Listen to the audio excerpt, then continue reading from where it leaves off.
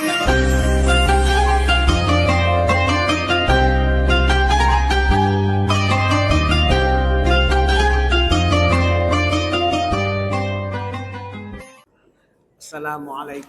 warahmatullahi wabarakatuh.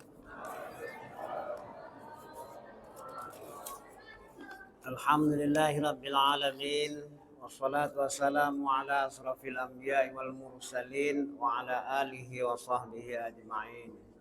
Asyhadu an la ilaha illallah wahdahu la syarikalah wa asyhadu anna Muhammadan abduhu wa rasuluh la nabiyya ba'd.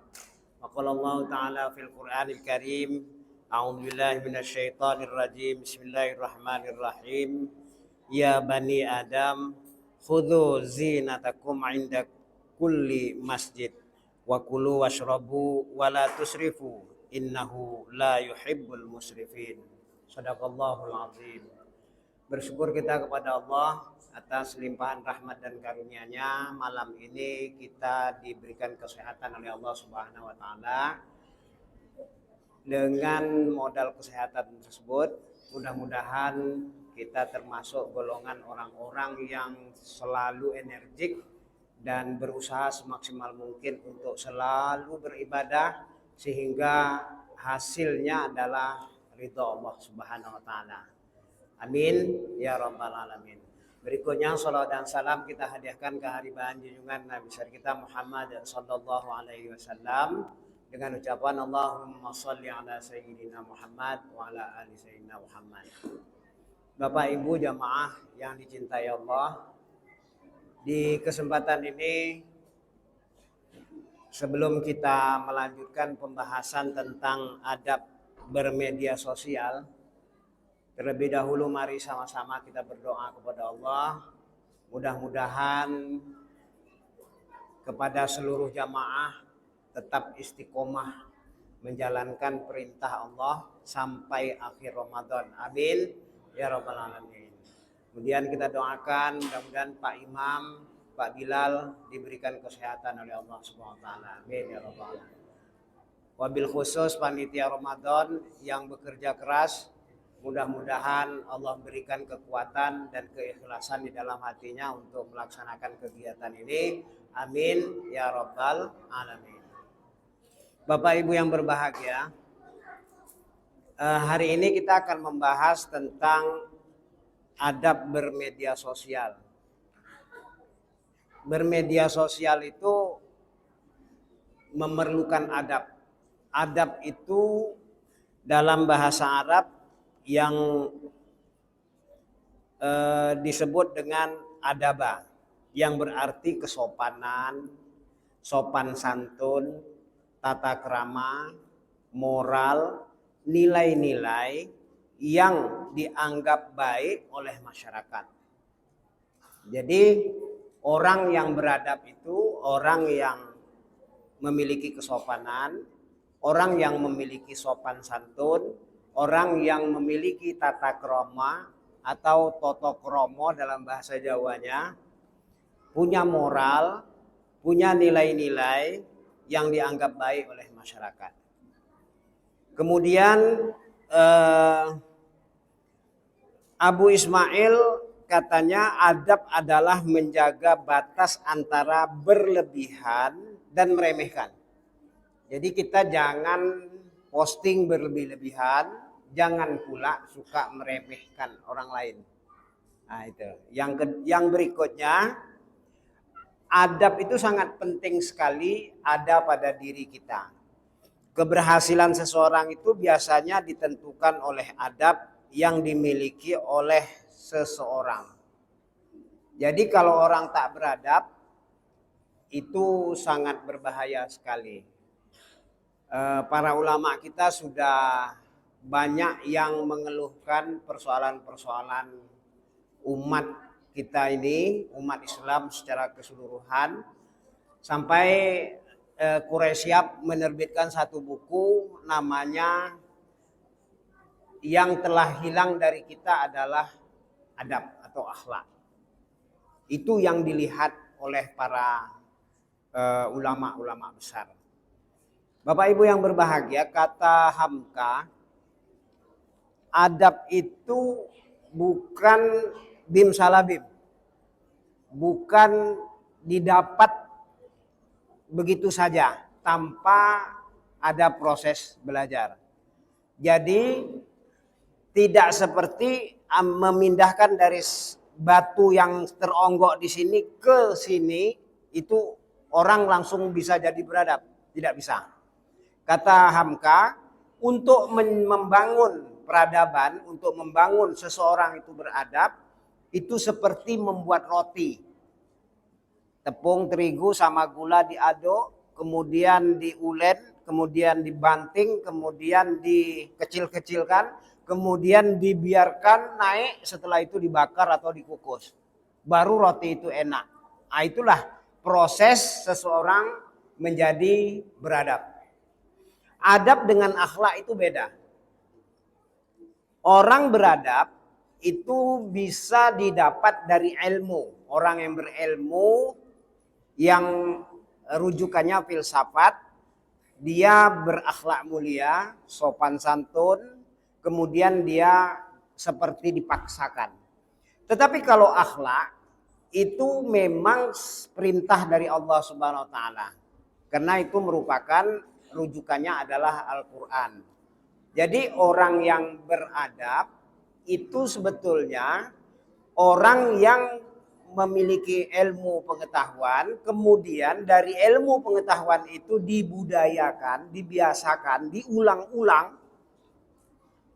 maka orang itu bisa dikatakan orang yang berbudaya.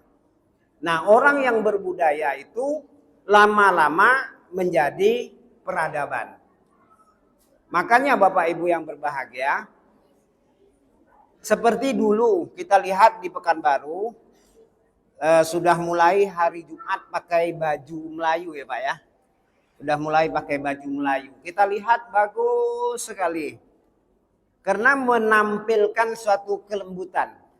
Dia pakai baju Melayu karena ciri khas orang Riau itu Melayu.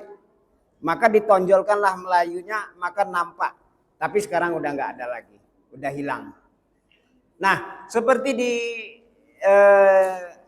di masjid ini kita melihat ada yang masuk ke masjid itu dengan pakaian yang rapi. Itu merupakan adab yang telah ditetapkan oleh ilmu pengetahuan. Karena dari ilmu pengetahuan yang kita peroleh, seperti ibu-ibu, kalau sholat tidak boleh telapak kakinya nampak. Tidak boleh tangannya nampak. Itu dari ilmu pengetahuan yang ibu punya. Karena ibu punya ilmu tentang sholat yang benar, maka ibu beradab. Makanya kita melihat pun enak. Sehingga ibu seperti orang sopan sekali. Tertutup, nyaman, tidak seperti yang kita lihat di mana-mana ketiaknya nampak. Makanya kita melihat ada orang yang tidak beradab, ya macam-macam modelnya. Nah, inilah yang perlu kita didik anak-anak kita supaya anak-anak kita memiliki adab itu. Kalau dia sudah memiliki adab itu, maka harapan kita ketika dia bermedsos, media sosial ini kan hanya alat, terutama yang dipegang, gadget. Gadget itu hanya alat saja. Itu ada nilai positif, ada nilai negatif. Memang di dalamnya bermacam-macam. Makanya dituntut kepada kita yang berpengetahuan untuk bersaing mengupload sesuatu yang beradab. Sesuatu yang nilai ilmunya ada. Jadi kita harus bersaing dengan itu. Makanya Bapak Ibu yang berbahagia, kalau kita didik anak kita pandai membedakan mana yang baik, mana yang buruk, insya Allah dia akan beradab di mana saja dia berada. Baik dia berada di medsos dia beradab, dia berada di masyarakat dia beradab, dia berada di tengah-tengah keluarga dia juga beradab. Nah, ini yang kita harapkan. Kadang-kadang kan persoalannya karena asik dengan medsos, anak kita apa yang terjadi? Kalau bunyi deringan handphonenya cepat dia angkat. Tapi kalau ibunya manggil 5 kali dia tak datang. Nah, ini kan sudah kena. Nah, makanya ma'asyiral muslimin rahimakumullah, kita lihat ada nilai positif dan ada nilai negatif. Makanya tata cara penggunaan media sosial itu antara lain kita harus gunakan dari dampak positifnya yang kita utamakan. Jadi jangan sampai dampak negatif yang menonjol. Sebetulnya itu hanya alat saja. Ini seperti kita lihat ada digunakan seperti cerita Ustadz Abdul Somad. Dia dari YouTube-nya saja luar biasa ya, Ustadz. Banyak betul duit dapat. Adi Hidayat sampai dia bisa mengumrohkan, bisa menghajikan dari duit YouTube-nya itu. Luar biasa. Itu nilai positif dari medsos itu tadi. Iya. 200 juta per bulan. Luar biasa. Makanya medsos itu jangan kita melihat dari sudut pandang negatifnya saja. Makanya bina anak kita dulu berpendidikan yang memahami mana yang baik, mana yang buruk. Kalau anak kita sudah kita berikan arahan, makanya dia bisa menggunakan media sosial itu untuk kepentingan yang positif. Tapi, nah ini yang berbahaya. Kalau kita lepaskan, ya, kita lepaskan begitu saja anak-anak kita, itu sangat berbahaya sekali. Karena di YouTube, di Facebook, di Instagram itu isinya macam-macam. Modelnya tak tentu. Makanya perlu ada pendampingan, memberikan penjelasan kepada mereka supaya mereka menggunakan media itu untuk mungkin mendapatkan uang, untuk jualan di sana, posting kerupuk cabai ya Bu ya. Bisa saja posting lape, macam-macam bisa kita jual di sana.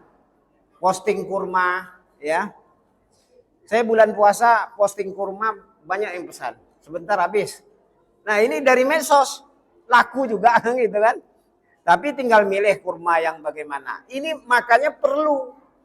Jadi medsos ini jangan kita lihat dari sudut pandang negatifnya. Tetapi yang positifnya juga bisa kita ambil. Makanya saya tidak setuju kalau ada orang tua melihat anaknya asik main HP, HP-nya diambil dibanting. Itu tidak benar. Ya, makanya yang paling benar adalah berikan nasihat yang baik kepada anak kita supaya anak kita bisa memahami makna menggunakan gadget. Jadi gadget itu hanya alat. Kalau kita banting, nanti yang bayar kita juga. Duit kita juga yang habis. Jadi tidak ada gunanya. Barangkali pembahasan kita tentang adab bermedsos itulah kira-kira yang paling penting bagaimana kita berusaha keras untuk mendidik anak kita dari kecil betul-betul memiliki pendidikan sehingga dia memiliki nilai-nilai diri. Nah, nilai-nilai diri itu kata pakar psikologi bilang personal brand. Ya, jadi orang punya personal brand. Kalau orang punya personal branding, brandingnya memang nilainya memang baik, maka semua orang berpikir kalau kita memerlukan itu, dia. Makanya anak kita perlu hafal Quran. Ketika ada orang, siapa ya jadi imam? Oh, anak itu hafal Quran, gitu. Siapa ya yang bisa ngajar ngaji? Oh, siapa itu pandai ngajar ngaji. Jadi di dalam diri anak itu ada nilai. Jadi nilai-nilai itulah yang harus kita tanamkan di dalam anak, di dalam diri anak kita sehingga itu bisa dipakai sampai dia dewasa nanti. Barangkali itu saja. Terima kasih. Wabillahi taufiq wal hidayah. Wassalamualaikum warahmatullahi wabarakatuh.